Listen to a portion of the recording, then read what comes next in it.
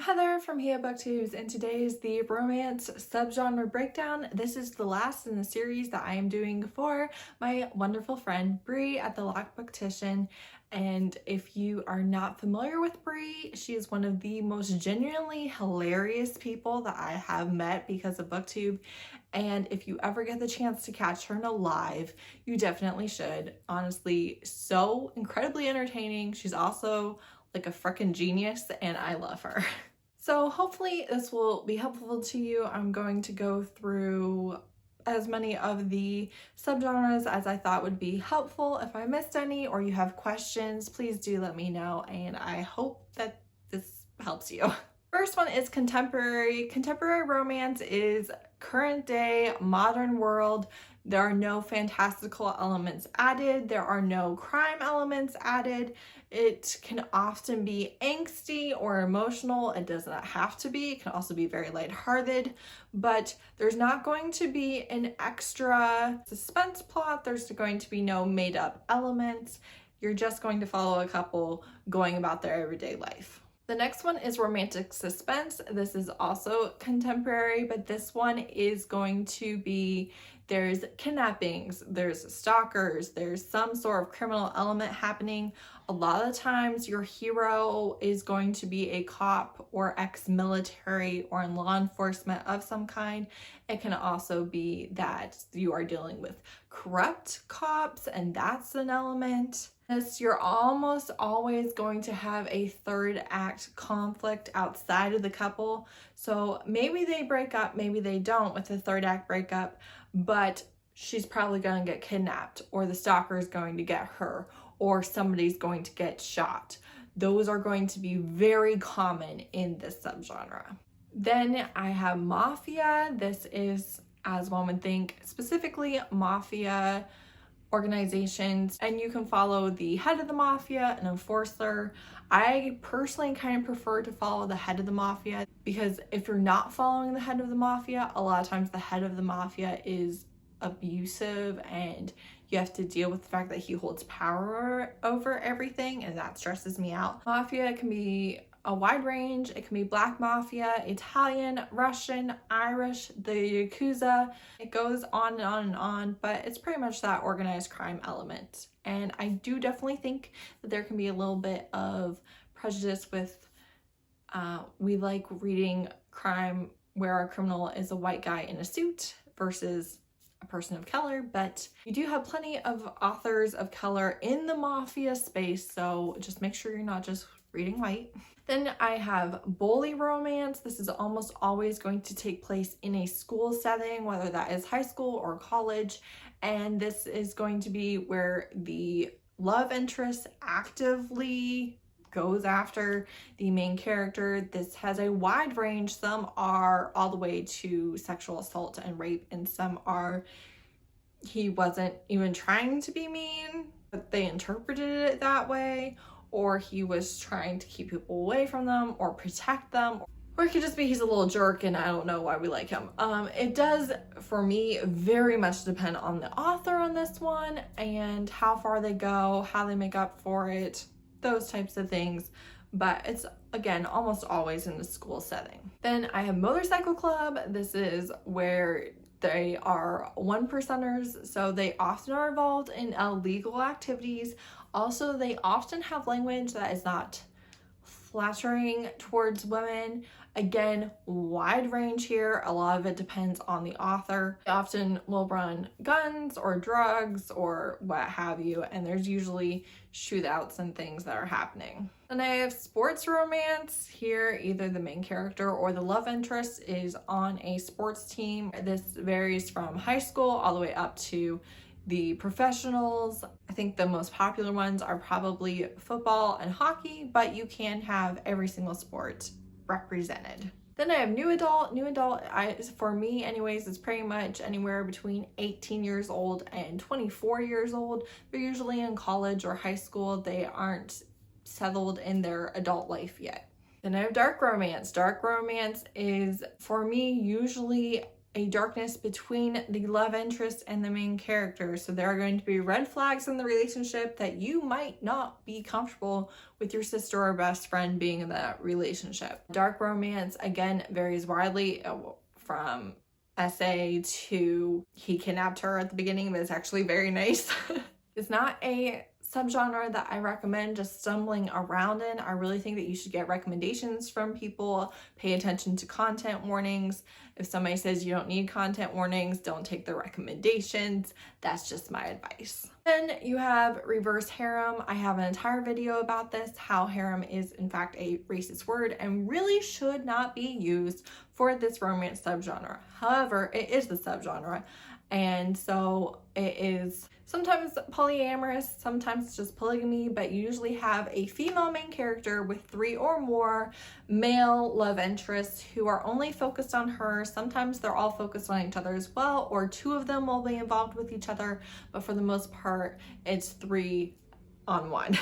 This does range from paranormal to contemporary. I've read it in mafia, paranormal, bully, definitely dark romance. And oftentimes, if you still like your love interest to be jealous or possessive, they're not cool with sharing with anyone outside of their relationship. That's true of most polyamorous relationships. So it's not the same thing as an open relationship. And so a lot of times you will still get that possessive vibe if that's what you're going for. Then I have polyamorous. Polyamorous is different because everyone is involved with everyone else usually in these books. So you might have a throuple or you might have more, but any 2 can go off and be a pairing in there. Hey, I did just want to add, since this is an explanation video, a clarification. It can also be like you have a husband and you have a girlfriend, but the girlfriend is not your husband's girlfriend. So there are certainly more interpretations of polyamorous. I just want to put that out there.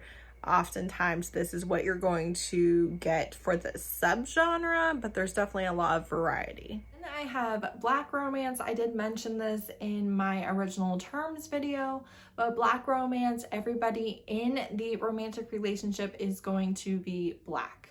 Then you have interracial romance, and this can be any combination of races. It often is someone with a white person, but it absolutely does not have to be. Interracial is just 2 different ethnicities, races in a relationship. Then I have taboo. Taboo is different from dark romance because taboo is not necessarily that the love interest treats the main character in any sort of way. It's that their relationship will be frowned on. This can go from incest, which I personally avoid.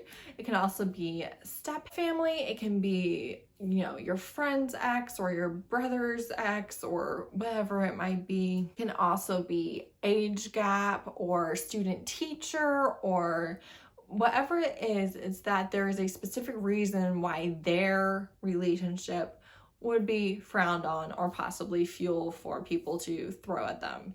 Again, a very wide range in what makes it taboo. I definitely tend to dabble on the lighter side of this category, but that it is different from dark romance. Then I have romcom. This is romantic comedy. It is a lighthearted, very funny romance. Honestly, most romances that are marketed as romcoms are not. I would say I've only read a small handful that truly I felt fit this category, but it's supposed to be pretty lighthearted. Then I have historical romance. This is anything that happened basically 100 years or more ago is how I would view it. It's often done in Europe, but it certainly does not have to be limited to that. And you can find historical romance for other countries, but it is definitely predominated by white European nobility stories. Then I have speculative. Speculative is anything with an added element that you do not find in the real world. So this could be magic or vampires or monsters. It could be fantasy, paranormal, urban fantasy. It can have just one small element or the entire world, but speculative has a made up element basically. Paranormal to me is you have the world as we know it, but you have supernatural creatures, vampires, shifters, witches, that type of thing. Sometimes the world knows about it, sometimes they don't. But it's not that the entire world is different, it's just that there's this one added element, and that is creatures. Then you have monster romance. Monster romance is different from paranormal in that they are not nearly as humanoid as paranormal romance tends to be. So a vampire wouldn't really be a monster romance. A monster is going to have added physical characteristics. So they look like a wolf man, or they have tentacles, or they have horns, or fancy peen. But you're not going to ever mistake them as a human. And you're also going to have sexy times in that form. So like a werewolf shifter, he turns into a wolf, but then he also turns into a human. A monster romance isn't going to do that. You're going to be in the monster form the whole time. Then I have urban fantasy. This to me, I know a lot of people associate urban with Black, but I think urban fantasy is kind of its own thing. I don't know if that is appropriation or where that originated from, but urban fantasy is where you have the world, but it's fantastical. So you have magic and creatures and like many different things are changed, but then you're also still in the city on your cell phone, getting a cab, trying to run away from a giant that's been summoned, right? So that's the difference. It's not just there's vampires, there's tons of magical elements, but also still cell phone, car. Then you have fantasy. Fantasy is going to be completely its own world. You're not going to have the United States of America. You're not going to have China. You might have obvious influences from different cultures, but the entire world is made up. The countries are made up, the magic system is made up. There are different types of fantasy. So it could just be the world is made up and kind of resembles medieval times, or it could be there's magic, there's monsters, there's yada yada yada. Fantasy, it's all made up. Nothing is recognizable as our world. Then you have sci-fi. Sci-fi romance is often takes in space. Maybe you have lasers. It takes a lot of the recognizable elements of the sci-fi genre, but it is a romance. In that, but also separate, I have alien romance. Pretty self-explanatory. You're going to have a romance with an alien. Sometimes that takes place here on Earth. Sometimes that takes place on other worlds. Sometimes Earth still exists, sometimes it doesn't. Again, wide range of how this one is done. You can have more humanoid aliens, you can have aliens who are different colors or completely everything is different. But and romance is a subgenre that has taken off in the last few years. You often get possessive fated mates in this. Then I have Omegaverse. Omegaverse is going to have alphas, betas, and omegas. This can be shifters, it can be aliens, it can be just humanoid people, but the alphas are in charge, the betas are kind of the workers, and the omegas are the breeders. Oftentimes your omegas don't have very many rights. This again, be careful stumbling around in this subgenre. Some are very abusive, very dark. Some are much more lighthearted. It really depends on where you go. But there's also nodding, which is like a donut that swells at the base of the peen and locks you in. This is a canine trait in real life. And in most Omegaverse, the Omega is the only one that can take the knot safely. Also, Omegas usually inspire uncontrollable lust. Alpha's job is to protect an Omega, keep them safe, breed them. They're usually the only ones that can satisfy them. You have nesting, you have a lot of fluids, you have the rut, you have heat. All of these are elements in Omegaverse. But like I said, do be very careful. Forced breeding, rape, no rights are very common in this subgenre. Then you have horror romance. This is close to paranormal, but does lean more to the scarier side. It also doesn't have to have any paranormal elements to it. All of the ones that I have read do, but also I don't read or watch horror, so like I am not exactly diving into this subgenre. It's not for me. but it does have much scarier elements. Probably your love interest is not going to be a good person. But if it's a horror romance, not a horror erotica, if it's a romance, it's going to end in a happy for now or a happily ever after. Lastly, I have erotic romance. And again, the difference between erotic romance and erotica is pretty much that happily ever after. You're not going to have just sexy times between strangers or with two people who can't be together. Erotic romance, they're going to have a relationship, and at the end of the book, they're going to be together.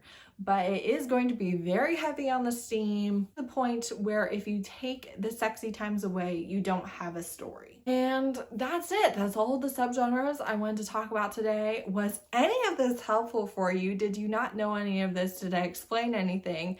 Do you still need some things explained? Please do talk to me in the comments. I greatly appreciate that. And thanks so much for watching. Bye.